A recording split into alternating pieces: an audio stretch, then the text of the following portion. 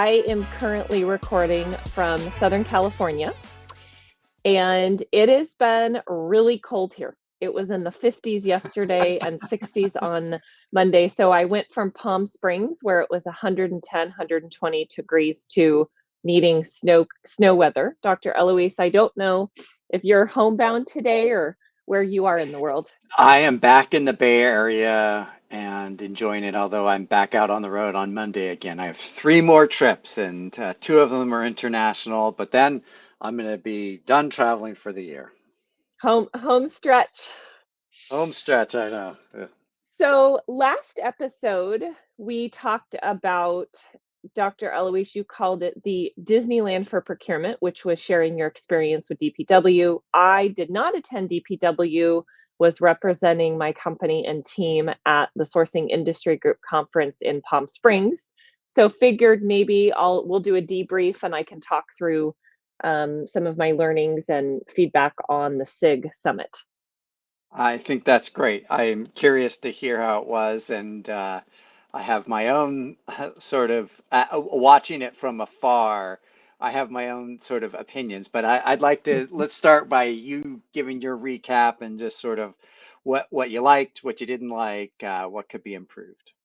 Yeah, so I think SIG has a reputation of being very cliquey. Mm. I've had multiple folks text me or send messages over the years. I've attended SIG for a very, very long time, and they said it looks like everyone has known each other for a very, very long time. It's kind of like the same people over and over again. And cliquey does not always have a positive connotation. Sometimes it can appear that it's hard for outsiders to join and become a part of the group. So I think of and I haven't done a final count. This was at least my 8th SIG. So I've been attending Mm. SIGs for a long time. I used to attend fall and spring. Now, just for travel and convenience, the fall conference is typically close to the Bay Area, so I often do the fall SIG conference. From a numbers perspective, I don't have any sort of formal readout from SIG, but just kind of doing my assessment. I would say there were probably about 300 people in attendance, and there were about 100 new folks. So from a numbers perspective, I thought it was really, really nice to see so many new people at SIG, because I think there is this reputation that SIG is very cliquey and only the same people attend every time. So I thought that was a really good focus that they made on getting new people and new companies to attend their event. They have a CPO track the first day of the conference, which is Monday. I did not participate. It is for buy side only, and I was facilitating a couple workshops during the day. But there were about 70 or so folks in the CPO track. Also, I think a very good, healthy number. So SIG does a pretty good job of getting more senior people to attend their event, which I think is one of the things that kind of sets them apart from some of the other conferences. It's definitely a higher level, more senior focused event.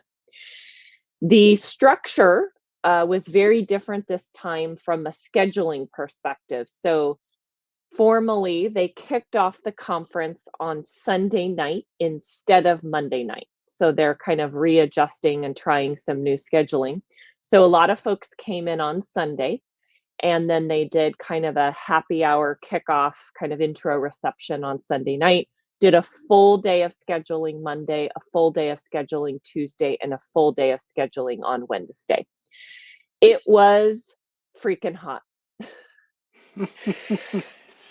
And Paul and I got in, we flew directly from Nashville. We were at the JAMP conference, networking with the JAMP team and spending time with Mac user admins. And it was 110, 115, 120 degrees during the SIG conference. So just crazy, crazy hot. And I mentioned this briefly in the last episode. I thought it actually really worked to their favor, because people were really wanting to be indoors and spend time hanging out versus people going and doing outdoor activities. So I actually think it really helped with the vibe and networking because it was so hot. People didn't want to go and kind of do their own mini sub activities. They were more interested in being indoors and spending time with the group. So on Sunday, a lot of people, so it was travel day, people coming in. I went hiking with friends, a group of us spent time networking at the pool, went to the kickoff reception. Um, I was able to get a team together that did dinner. I think there was 20 or so of us, and we did kind of a long table, and we had a private room. That was a really fun way to do introductions and spend time introducing ourselves and meeting some of the new folks that were there, letting them know some friendly faces before the formal conference started. So that was the kind of the pre-day, getting everybody there. And then the formal conference, so I think you said DPW was formally 2 days plus kind of a pre-day. So SIG was probably a day longer, 3 formal days plus a pre-day. And then for Monday, which was the formal kickoff of the event, they did a CPO track during the day. So that was if you are, I think it was VP or higher, you had a separate session and separate content. And then they did something different, and I actually thought it went over really well. They did 3 consecutive workshops, myself, Amanda, and Susan Walsh. So each very, very different topics. They were 90 minutes, did a 30-minute lunch break, and then ran the same workshops again. So people could choose 2 of the 3 to attend. We got lots of feedback, loved the focus on female presenters at the conference. I think SIG did a good job of definitely focusing on having some more diverse presenters and letting people choose topics that were relevant to them and incorporating the focus on suppliers and the needs of suppliers in the topics on Monday. Suppliers spend a lot of money to go to conferences, and they are the reason why these conferences are able to happen. So I liked that in particular, my topic, my workshop was focused on LinkedIn and teaching folks how to better optimize their profiles, how to develop content strategies, how to build out content programs that actually drive meaningful relationships and drive pipeline for people on the go-to-market side. And again, I heard several folks on the supplier side say they really appreciated that SIG had some content and topics that were relevant and of interest to them for that Monday.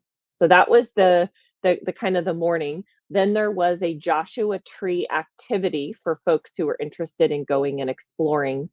It was so hot that I think not everyone was excited to go do an activity. I think they had like those open rooftop bus type things, or there was some sort of open rooftop. So there still were people that participated and were kind of excited about it. So I was proud of them. I'm not sure I would have been as excited to go and spend time in the heat. And then in the evening, they did a 90-minute panel that I facilitated with Joseph Martinez, Lawrence Kane, and Genti. And it was how to sell to a CPO. So the focus was really, again, on the go-to-market sell side, teaching folks how to better produce content, how to better have conversations, and how to better communicate with buy-side folks. Selling into procurement can be very challenging. So they had, I want to say, the room set for 65, 70, probably brought in 20 to 30 extra chairs.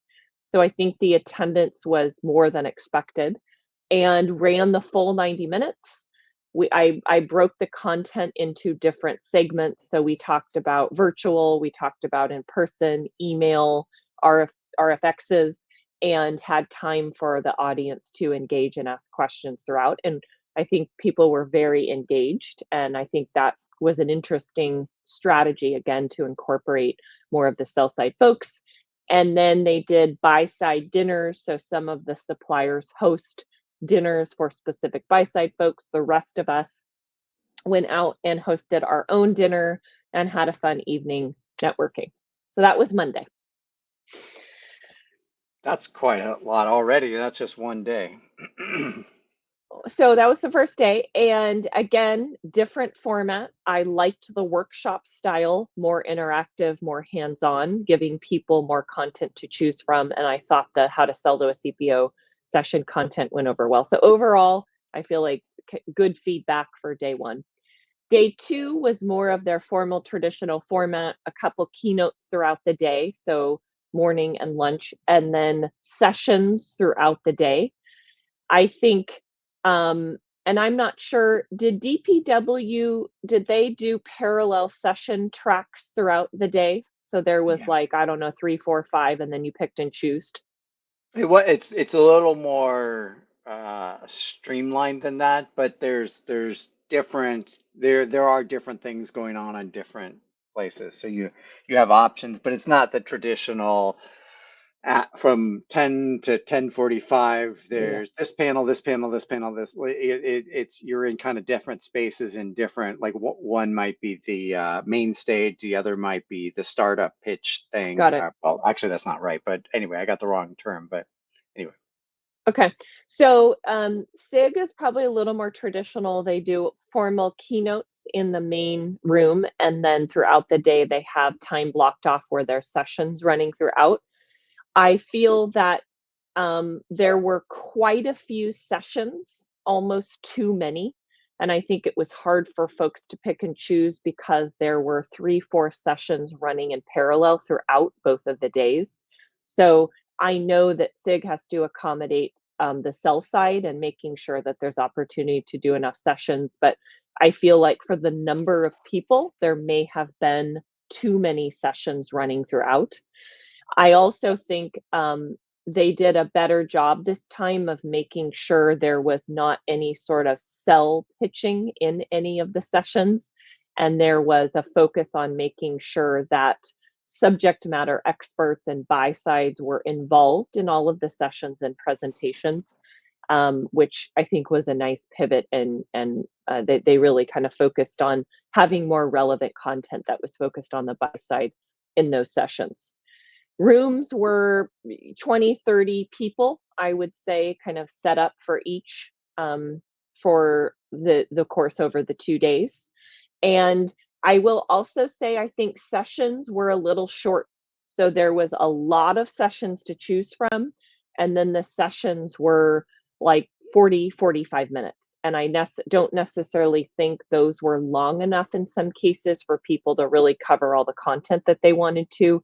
And then you factor in Q&A, and I feel like that probably wasn't enough time. So I don't know if there's a way to look at hour or hour and 15 long sessions so they can really focus on more of the meat and dive in a little bit deeper. I think that would be some good feedback to share with them.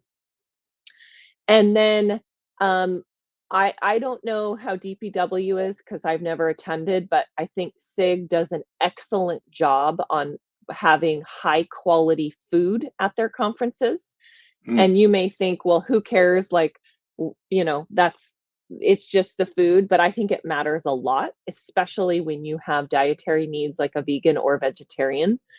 They really, really focus on having kind of food themes each day, making sure things are very clearly labeled for folks like us who can't eat, all the different meat options.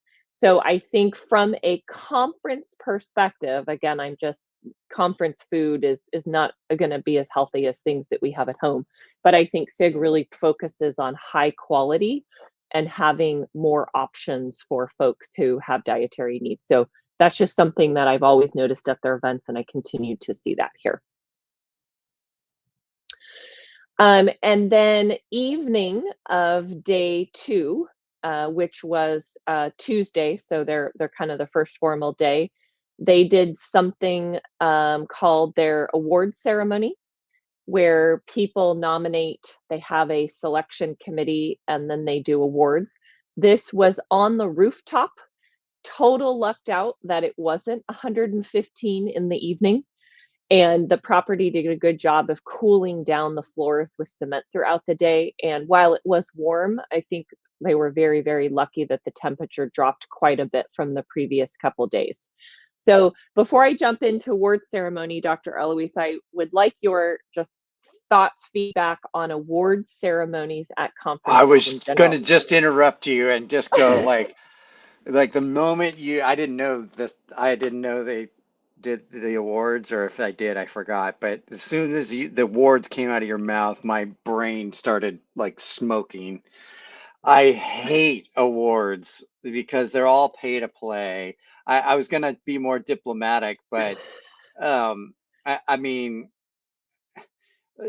so like there's this old trick in sort of the software world. If you have a upset client, you do a like a customer event, and if you have an upset client, you run a raffle, and then you sort of basically award the prize to the client that you want to either like benefit in some way. And granted, I'm being a little like cranky about it, but I just feel the awards, they're not merit based because they might be merit based within the organization, but you have to be attending SIG to get an award. And I imagine you have to be, and please correct me if I'm wrong, but you have to be a member of SIG. And why would you go to the conference unless you knew you were getting an award? And I have this issue with procurement leaders as well. It's like, why am I going? Essentially, if you boil it down to its last bit, it's really just pay to play, and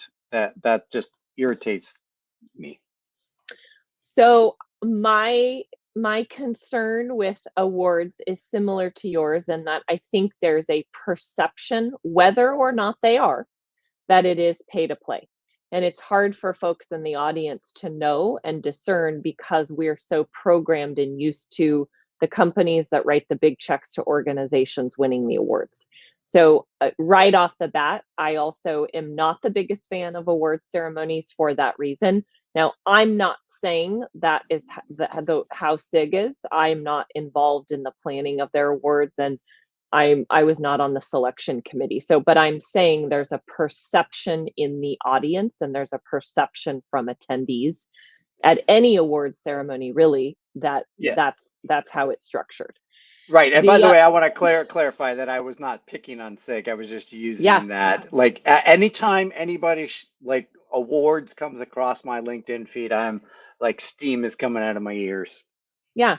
And the other concern that I have with awards, and this happened at SIG, is when multiple people win an award. Yeah, yeah, And in my mind, again, was not on the selection committee, so wasn't involved in the details, but I feel like, okay, you have a rising star award or you have a sourcing star award.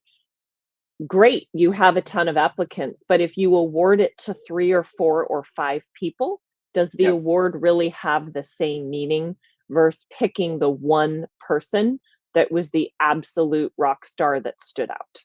Exactly. It's the participation trophy effect.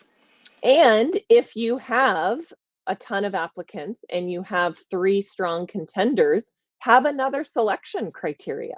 Do Yeah. interviews or do something as a way, get additional information. So my 2 call outs for the Tuesday evening was I'm not the biggest fan of award ceremonies, and I didn't like that so many people won the same award. I would like to see if they're going to do it, have it so you have just one person or one company selected in the process.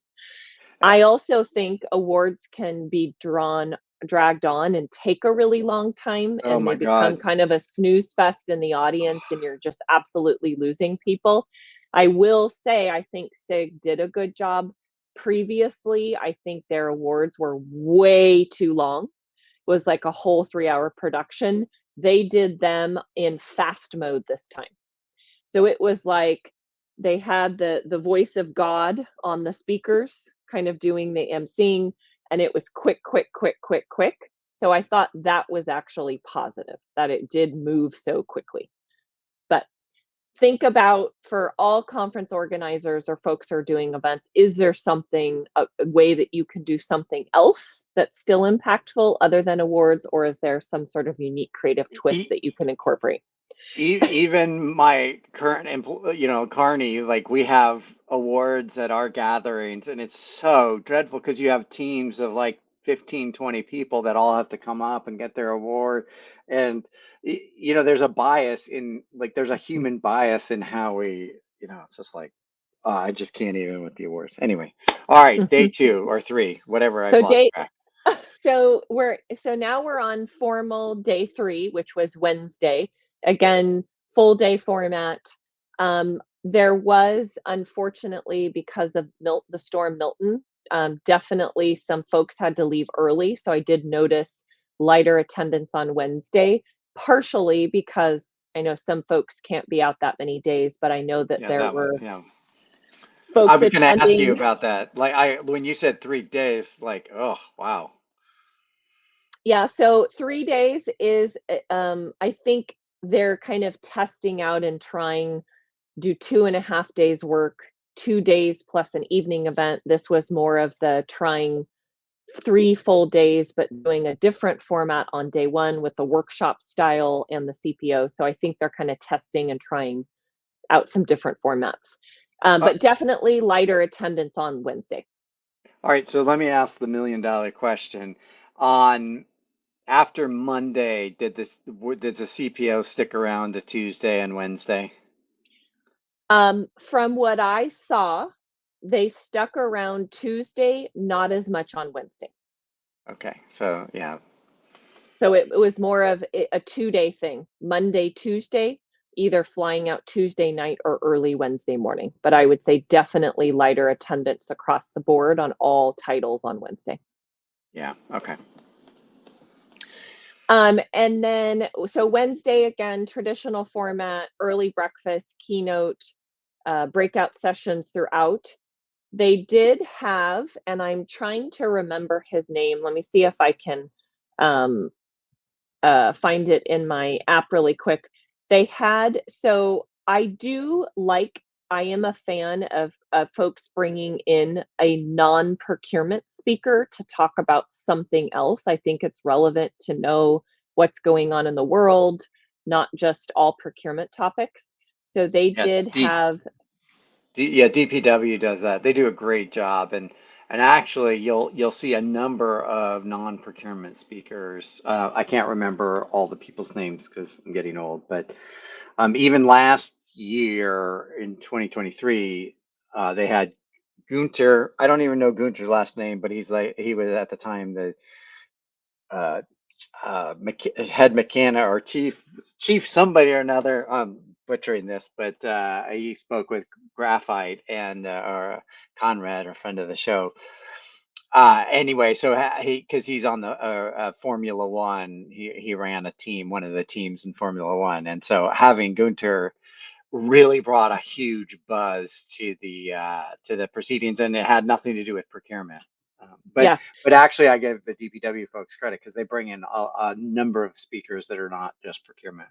yeah. So for, again, folks listening that are thinking about doing their own events, really who you bring in to speak matters a lot, and don't just have procurement focused content. All of us, whether we're in IT, we're in procurement, we need to know what's happening in the world, and it's very important to bring in someone with a different, unique perspective. So I just pulled it up. So the keynote that SIG had on Wednesday was um, called "The New Geopolitics of Great Power Competition." So it was more focused on politics and economy. So kind of like a combination of an economist and a political analyst and a historian type speaker. So I thought that was a nice touch, bringing in somebody different. And then what they did is in the afternoon, they had him go into a room, and the buy side folks got to spend an hour or so just with him having a live Q&A. Hmm, So I also thought that was interesting. kind of a nice touch, because it would have derailed the keynote if if they did an hour live Q&A. So they had more of a private session for them to the buy side folks to interact and engage. Why didn't they open with him on like day one? Because if attendance is dropping off on day 3, especially with the senior executives, why wouldn't you do that on day 1?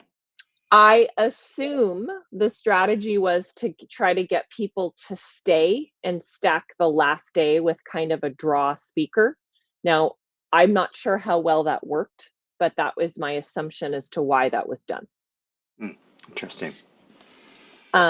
And then in the afternoon, the other thing that I forgot to mention on Tuesday before the awards ceremony, and I'd love to get your feedback on this, they do something called speed networking at SIG.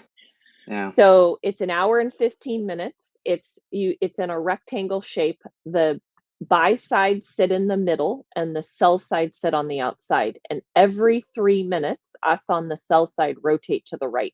So the goal is, or I think they did it 4 minutes this time instead of three. The goal is that the sell side folks get time to interact and engage with more of the buy side folks in a very short time frame. So in 4 minutes, you can quickly determine, are you involved in IT asset management? Yes or no. If not, who is the right person at your company? What is the strategy? Are you on the direct side? So you can ask pretty pointed questions and quickly decide, yes, this is, makes sense to expand the conversation, or no, it doesn't. I don't think the sell side enjoy this part of the conference. I mean, I don't think the buy side enjoy this part of the conference. I think I had several of them come up after and be like, "Oh my gosh, that was so overwhelming. An hour and 15 minutes of that Oh is my too much." God. Hour and 15? Good Lord. Oh, that sounds So, painful. Like just listening to you talk about. Sorry. Like, yeah, so you have the two sides of the aisle. Suppliers pay a lot of money and want to get visibility and want to have time interacting and talking to the buy side. Buy side is like, ew, this is cringe, this is overwhelming, and this is way too long. So the question is there some middle ground or something that organizations can do? And maybe the answer is SIG does the Innovation Hall, probably similar to DPW, where it's the kiosk format, and you've got the suppliers kind of staged throughout in a nice traffic flow. Maybe you just spend more time in the exhibit hall or the innovation area and let people have more natural conversations. I don't, I look, I'll give you my standard answer. If it works and people like it, then I have no critique. For me, though, good Lord, that just seems awful. And you're not going to get anything out of a 3 minute conversation. And you got to let people come to you or be directed to you by somebody that's, how we say, trusted. And I've had more positive, so let's call it influence moments, just randomly, where I was just sitting and like a CPO came up and asked me a question, or I was hanging out at one of the booths of one of the startups, and they were talking to a client, and I was like able to say, I love this company. And I think those moments are way more memorable, and others like them, than Yep. speed dating. But I'm not critiquing, I'm not criticizing them. I'm just saying that's not for me. That just Yeah, sounds awful. and so I almost wonder, there wasn't a lot of time in the innovation hall at SIG. Like there was like hour chunks or hour and a half blocks. And so maybe some feedback would be to try, instead of doing the speed networking, have a 2 hour open session time in the innovation hall and give people the time to walk around and have more natural conversations.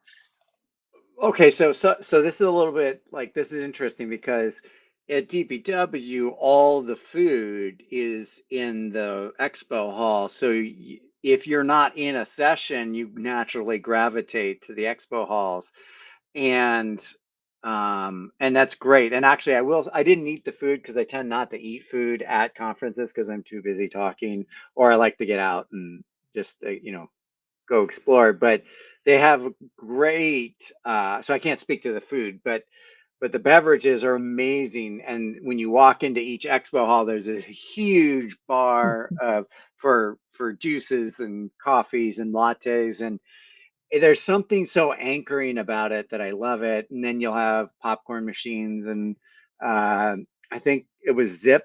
Somebody was I hope I didn't screw that up, but did a espresso bar as one of the stands. They sponsored that, and one of the consulting firms, I can't remember which one, it had a smoothie sort of thing. And so you what you're so and so what happens is people are just in the expo hall when they're not in a session. Yeah. And I spent the first I started walking around one expo hall, and I didn't make it out of there for like an hour and a half. And so it's a very social atmosphere, and that also just keeps traffic and meeting people. So yeah, anyway. Yeah, and I think that's also some feedback for SIG. I'm not sure why they didn't have the food in there. I don't know if that was limitations of the venue, but they did have beverages in the innovation hall, but the food was not in the innovation hall. So I completely agree. Conferences that I've attended where they have the snacks and meals in the innovation hall definitely drives more traffic, and I feel like more conversations with the buy and the sell side. So that is something I think SIG could consider in the future. And maybe instead of the speed networking, they do their ice cream social in the innovation hall. It's more of an open free form, having conversations that way. And then I flew out Wednesday afternoon, so I didn't stay till the very end. But Wednesday, they closed out with two sessions. One was with the keynote speaker, that was the economist slash kind of historian guy sharing his views on what's happening in the world politically. So the buy side were in there having an open Q&A, and then they had Amanda run a supply side session where the suppliers got together to talk about what is and isn't working with their businesses. So they got a time to come together and share ideas and collaborate. So that was kind of the closing out, and then people who stayed the night kind of did their own dinners and did their networking. So overall feedback, I would say it's one of the best SIGs I've attended. I like that they're trying new things. I think they do a good job of collecting feedback after their events, and from what I've seen, they actually really do read it and take it to heart, which I think it is smart. And I think the attendees like us who give feedback and then we see things actually being tested or in motion go a long way. I think the vibe was exceptionally good at this event. It was very people were be extra social, having conversations, lots of new people there. So I would describe it almost like a grad school reunion, not a high school reunion. We've graduated from high school, but more of like a grad school post education type of event. So I thumbs up from all the conferences I've attended. Again, though, very, very different type of conference than DPW. Completely different format, different structure, I think different goals. SIG is hosting their next spring conference in Nashville, and loved when I went to Nashville, and I think that location could be an interesting draw as well for folks who don't normally attend the spring conference. All right, so n- I know I know I'm going to sound like a jerk for my next few comments, but and I'm not really poking at SIG on this, but I have to sort of raise a few issues, and so my perspective is looking outside in, looking at what was Yep. posted on LinkedIn, because like I swear, like DPW has dominated Yeah. LinkedIn feeds this week and probably well into next week, and it really is creating a sense of FOMO for those that didn't go. So there is. I want to validate that there is something about the network effect, or Yeah. sort of what's the word I'm looking for? Anyway, whatever that sort of But like wish you were here. it's word of mouth guerrilla marketing Yeah. because they created such an exceptional experience. I think I think SIG, a couple things, they didn't provide enough unique experiences and content creation opportunities for it to go as viral and be as interesting and have as many of the video and photo conversations. Definitely a focus area and room for a growth for SIG. All right, so we're on the same page. We agree on that. But the pictures I saw, uh, I'm glad to hear your experience because the pictures I saw looked really sad because it's a and I'm using this generically, but it just looked like a Marriott ballroom could have been anywhere. The fact that it was 115 degrees, you could have convinced me. Like you might as well have been in South Dakota because if we went to the Marriott there or whatever hotel it was, it would have looked exactly the same. There was no character in what I saw, and Yeah, I have so an issue with that. yeah, so SIG picks very traditional hotel venues where Right, you've got the absolutely. you've got the ugly carpet, you've got the Yeah. tables with the ugly Ugh, chairs. I think yep. DPW goes out of their way to pick really cool venues that are memorable in themselves, just taking Totally. pictures of the art. So SIG Well, yeah, we has had like there were fog yeah. machines and lights and like concert lighting and DJs and choirs and years past there's been gigantic puppets yeah, anyway. So this is definitely more of the proper, that's why I said grad school reunion, more buttoned up, maybe a little bit more corporate, a little more old school. And a lot of that, you're absolutely right, is reflected in the venues. And they've picked Omnis, which are corporate traditional hotel settings. All right. So, and then my other thing again, and by the way, I have the same criticism of the other conferences or most other conferences. So, but I think because we're sort of keyed up in this Yeah. moment, I think it's worth sort of like talking about some of these things. The topics that were discussed, at least people taking pictures and posting, Yep. I will be honest and say I was just rolling my eyes and thinking, oh my God, how are we still talking about this topic? And I will admit that in my talk to the 30 CPOs at the breakout that I did, I referenced one of the topics and I said, I told them like SIG has this conference right now going on at the same time, and they're talking about X, because I don't want Mhm. to like hurt anybody's feelings, but they're talking about X topic, and I'm like, how are we still talking about this after 20, 25 years? So I guess my question, but it certainly and by the way, I'll give a compliment here in a second, but like what is happening with this content? I cannot sit and watch some of these. Like I would never, let me rephrase that. I would never sit and watch these topics. They're so boring because they're so overdone. And I bet we could go back and look at the agendas of all 8 that you've been, much less the previous other 20 or however many, and see the same topics over and over.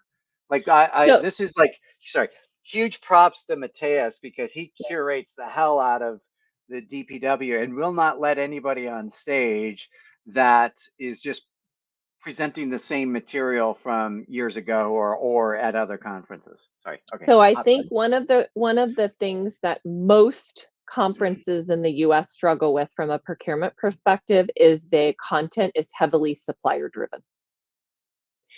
And I think at DPW, it's not supplier driven, is the sense I get. Yes. So It's Mateus not. is No, driving. it's yeah, Okay. it's Mateus. And that's what I love. He's the curator. Yeah. I'm sure there's others, but like my interactions have been with him on this. So I think you have SIG, which is much more of a traditional model where suppliers are part of their sponsorship, right, is getting a session. And so they're driving a lot of the content, which I think makes it a little bit more stale and things that we've seen kind of over and over again versus bringing in something that's a little more thought provoking. And I think it's something that all conference organizers really should think about and focus on is what content is going to move the needle moving forward. But yes, I agree that I think SIG struggles with that for sure. Yeah. Now, I do compliment them on the doing the sell side sessions. I think, and by the way, shout out to friend of the show, Mike Cadju at Procurement Foundry for he's done this too. Yeah. Uh, when you actually give content for the suppliers, I think, or the sponsors, I should say, it's really impactful and it's much needed. And just taking their money and just letting them sit in the expo hall or and so DPW had some sessions for the suppliers. So I hope that's a trend that every conference takes on now. Yeah. So I think I'm just looking through my app. I think those were kind of my high level feedback. I'm sure I'll think of more things, and we'll dabble more feedback in from both of our conference experiences. And what will be interesting is, again, to see as you go to another DPW conference, as I go to another SIG, how feedback is incorporated. And to me, the biggest part of event planning is being able to pivot and change. You can't Right. do now what you did 10 years ago. And I think that's a true test of the leadership of those organizations, is listening to conversations like this and saying, okay, how can we improve in the future? Yeah, well, again, I'll give DPW credit. Like they almost reinvent the thing the whole every time. I mean, there was things I didn't even participate. Like they had brain dates and they had tech safaris and they had an AI virtual world. Lavender AI did this like metaverse thing. Like there was all these other things that I didn't even experience. So and they didn't none of those things they had last year. So it was really, and they reinvent the space every year, which I actually like because the main stage was here this year and then it was over there last year um and yeah, I do, and I think that gets reflected. I think that's important because it gets reflected in the pictures. Now, just to flip it around as a speaker, that's helpful for me because Yeah. it looks like I've done many different conferences. Like it's very clear that I was on a stage that was designed like this, and then the next year I was on a modern looking stage, and then the next year, like having these different configurations make it look like I'm not just speaking at the same sort of, again, Marriott ballroom with this just a different outfit, and I think that makes a big difference in terms of sort of promoting myself as a speaker. Mhm. All right, I'd have one other question for you, like one more other. Okay, because you mentioned it, and I know this has been sort of a, I don't know, criticism on LinkedIn just around diversity at the conference. So, can you elaborate on what you saw, and then I'll elaborate a bit on DPW as well. Wait, so say that. What was the question? Say that again. It was. You mentioned that that the Oh, yeah, yeah, audience and the presenters were more. Can you speak to that, and yeah. then I will not rebuttal, but sort of add my 2 cents. Yeah, so my biggest kind of takeaway or kind of learning from looking at the different speakers is there was definitely a focus on female presenters at SIG. I would say like overwhelmingly noticeable that they had not every session was just a manel or was men speaking, which I very much appreciate. I also think they tried to bring in some younger speakers, so it wasn't only people who are nearing retirement or in their 60s and have been doing this for 30, 40, 50 years. So, for example, they had Amanda, Susan, and myself. We're all upper millennial, right, type presenters. So, very different age demographics. And they tried to, throughout some of the sessions, I also noticed, I would say, younger presenters than I've seen in the past. Now, I still think SIG in general can do a better job of getting more younger people to the conference in general and not just having this clique group of everyone that's over 50 who's known each other for 30 years and, is prepping for retirement. So I still think there's work to do there, but I do think those were the two callouts: younger speakers and more women. Was there a specific women's event at all? There was not at this one. I know Sashi ran some sort of Yeah. women in procurement event. They did not have a focus on that. I think their pivot this year was more focused on supplier content and engaging and involving the suppliers.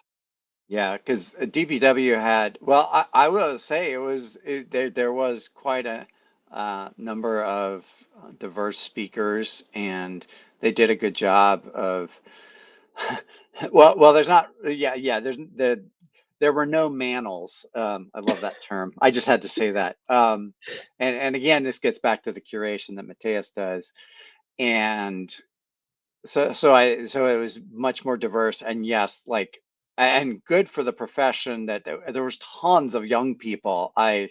Boy, did I feel my age. I think I mentioned this last time, but wow, did I feel my age at walking around, because I'm a Gen Xer. So I saw tons and tons of young people at DPW, and certainly the diversity, and I was thrilled for that Shashi had um, the women. She put that together because you had Paula Martinez and Paula Glickenhaus, two CPOs that led it, and it was standing room only. And you probably had another 20 or 30 women that like me myself didn't get in, and sort of was just like, so I think having that kind of session, I know everybody sort of goes back and forth on this, but I do think that was really powerful, and the images that came out of that, I was super impressed. So just that's my It, plug for that. yeah, and final call out as we close out, almost 100% indirect at SIG. There is no real Yeah. focus, no attention on direct. I think maybe two of the attendees I spoke to had some focus area on direct, but it is a heavy, heavy indirect conference, and I've provided feedback to Dawn at SIG before. I think there's a real opportunity to really think about and consider having a direct track or some content that's focused on the direct side. But if you are in the direct world and you are looking for a direct conference, SIG is absolutely not for you. Yeah, yeah, uh, yeah. Excellent. Well, I think we were both equally jazzed, and I'll be curious to see how it all plays out over the next few months. And of course, as you said, as we attend subsequent events, DPW is coming to New York. I don't know exactly when. I assume like sorry, like this year it would be in June, but and then of course Amsterdam. Uh, so I'm excited about that. All right. Well, that's it for today. We will be back next Wednesday. And I'm not even sure if we figured out what our next episode's going to be about. We have lots of things that we've talked about, learnings and conversations that we've had at conferences. So, some fun Well, things. actually, well, there'll be because I did record a podcast at DPW with Vanya, so we might do a reaction podcast